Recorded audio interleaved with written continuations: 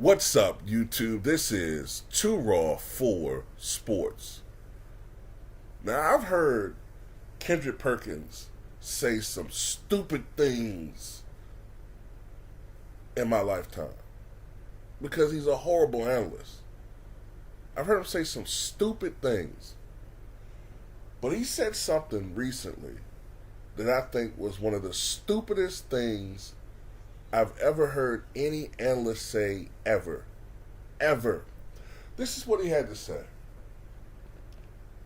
He said that when LeBron James came into the NBA in 2003 with the Cleveland Cavaliers, that the competition level in the league was greater than it was when Michael Jordan entered the NBA in 1984.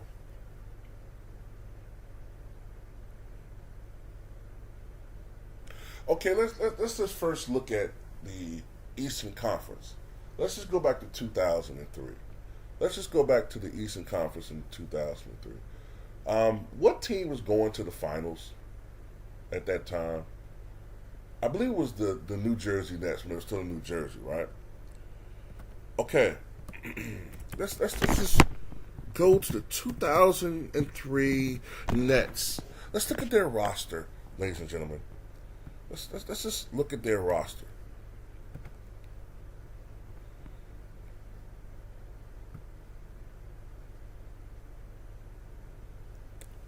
They had Richard Jefferson, Jason Kidd,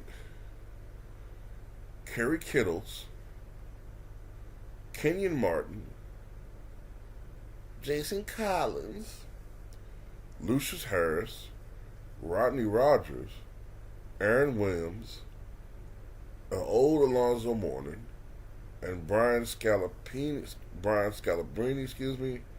and an old Robert Pack. That was their team. Oh, and they also had an old Hubert Davis. That's their team. That's their team.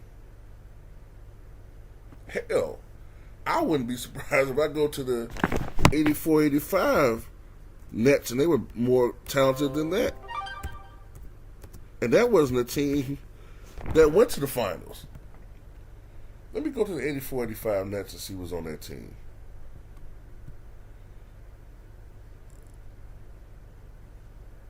Buck Williams, who averaged 18 points and 12 rebounds. Michael Ray Richardson, who was an all-star, 20.1 points, 8 assists. Otis Birdsong, 20.6 points per game, 4 assists. Mike Jaminski, 13 points, 8 rebounds a game. Daryl Dawkins. Oh, Ronnie Brewer.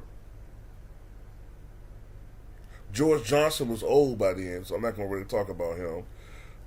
Bernard King's brother was on the team, Albert King. Why is it that this team right here that only went 42-40 had more talent in 1984 than the team that went to the NBA Finals 20 years later? 20 years later, that team, which consisted of one Hall of Famer, Jason Kidd, and Kenyon Martin, Richard Jefferson, Jason Collins, Kerry Kittles.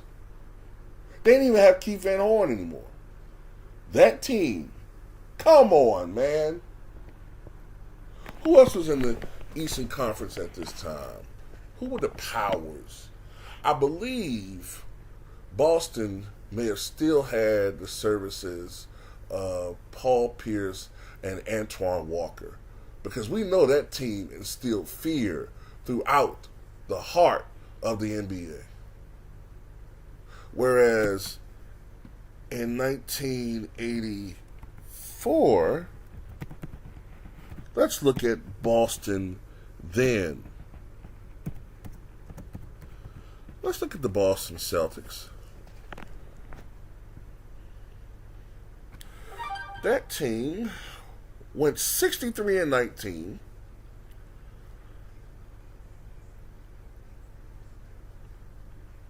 And I'm trying to look at the roster. But anyway, the team consisted of Larry Bird, obviously, Kevin McHale, Robert Parrish. Here we go. Danny Ainge, Larry Bird, Dennis Johnson, Kevin McHale, Robert Parrish, arguably the greatest front line we've ever seen. I think Greg Kite was on that team. Scott Wetman.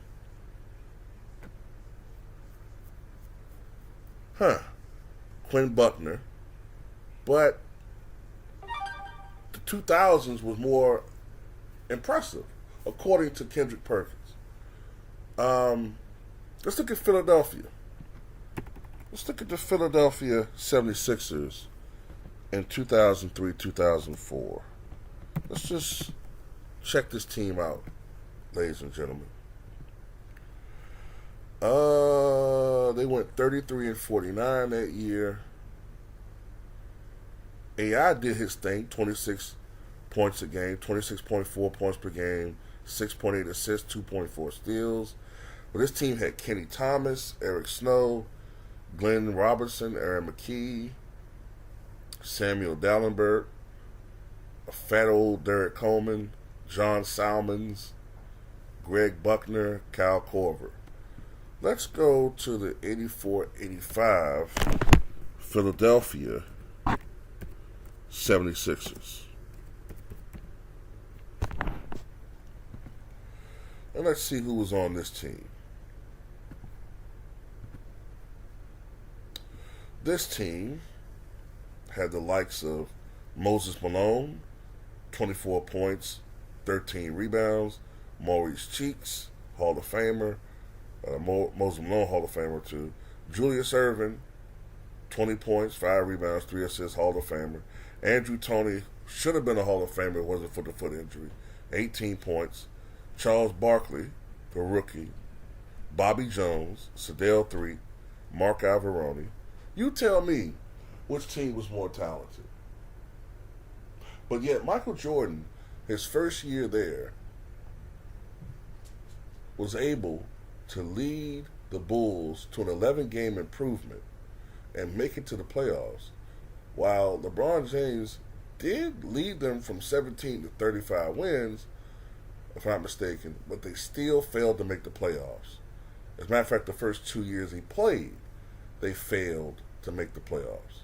All right? The only team I will argue that was better, only two teams I can think off the top of my head, were the Pacers versus the Pacers 20 years earlier, and the Pistons. But they still weren't better than the bad boy Pistons, which was a couple of years later. But other than that, the Eastern Conference was far stronger in 1984 than it was in 2003. That's a complete and total fabrication. And the NBA as a whole was far stronger in 1984 than it was in 2003.